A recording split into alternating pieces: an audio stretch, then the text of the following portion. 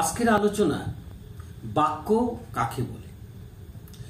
এক বা একাধিক পদ পাশাপাশি বসে যদি বক্তার মনের ভাব সম্পূর্ণরূপে প্রকাশ পায় তার নাম বাক্য।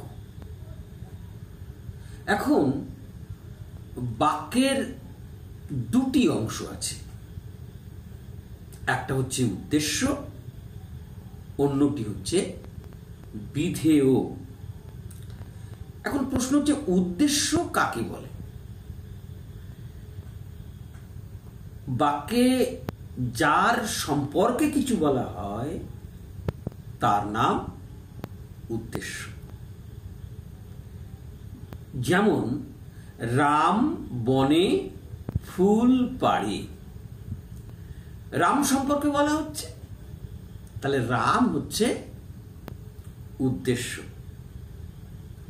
আর বিধেয় কি না, উদ্দেশ্যকে নিয়ে যা বলা হয়,